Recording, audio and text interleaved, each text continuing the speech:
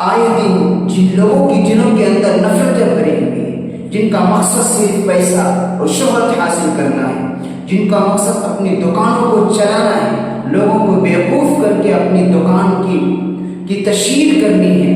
ایسے لوگ اسلام اور مسلمانوں کو بدنام کرنے کی طرح طرح سے مذموم کوششیں کرتے رہتے ہیں۔ ابھی حال ہی میں ایک فلم بنائی گئی ہے جس میں اسلام اور مسلمانوں کو بدنام کرنے کی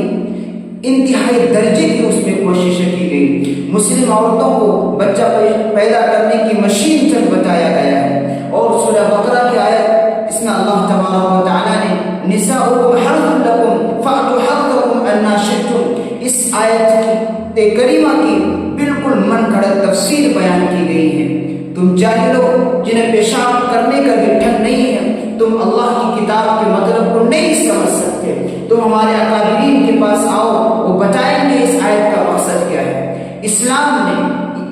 جتنی عورتوں کی عزت کا لحاظ کیا ہے، جتنا اس کو حقوق دیا ہے، دنیا کا کوئی مذہب، دنیا کا کوئی پارلیمنٹ نے وہ عزت کو نہیں دیا ہے۔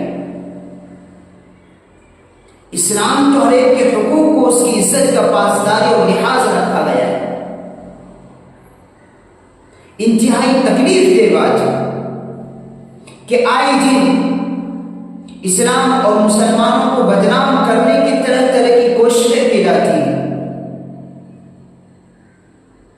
اس فلم کو بالکل ملک کے اندر، پورے ملک میں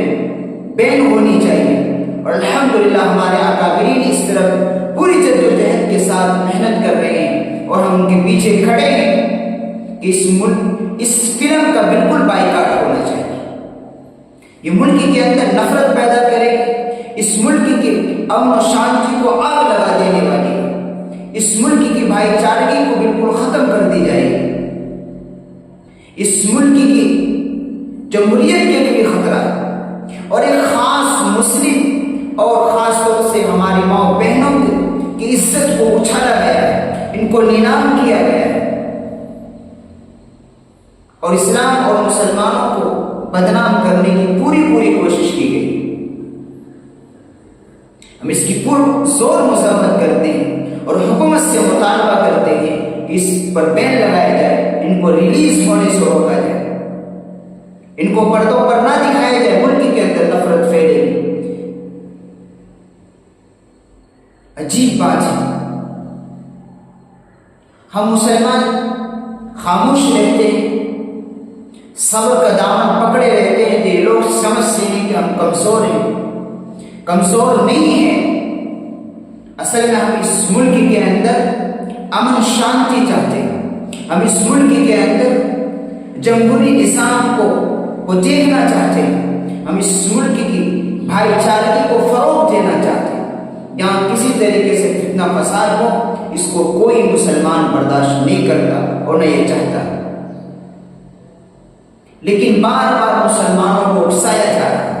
کبھی ان کی محترم اللہ کی کتاب کو بے حرمتی کر کے ان کو اکسایا جا رہا ہے، کبھی ہمارے نبی کے شان میں گستاخی کر کے ہمیں اکسایا جاتا ہے، کبھی اسلام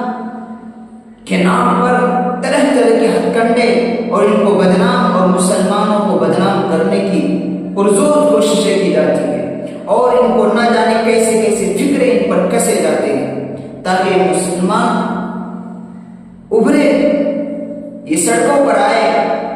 اور پھر ہمیں غلط مقدمات ڈال کر ان کو سال جیلوں کے اندر سڑاتے رہے۔ یہ بھی ایک سازشیں ہوتی ہے۔ تو ہمارے مسلمانوں کو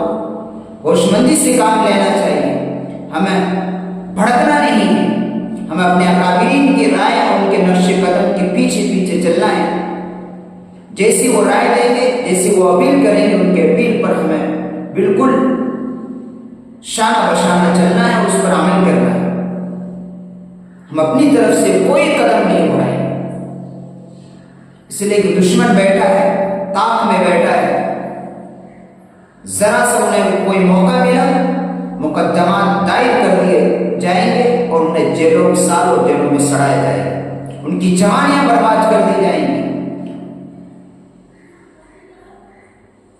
ہم اس کا بھی لحاظ رکھنا ہے۔ اللہ سے دعا ہے کہ اللہ تبارک و تعالی ہمارے اس ملک کی حفاظت فرمائے، اور کل رزلٹ بھی آنے والا ہے۔ اللہ تبارک و تعالیٰ کے ذات سے امید ہے کہ انشاءاللہ فرقہ پرست کی طاقت اس ملک سے کے اقتدار کی کرسی سے بے دخل ہوگی اور انصاف اور حکمران نصیب ہوگا، ملک کے حالات بدلیں گے اور اس ملک کے اندر مہنگائی بھی کم ہوگی، ملک کی بھائی چارگی نام کی جمہوریت مضبوط ہوگی انشاءاللہ۔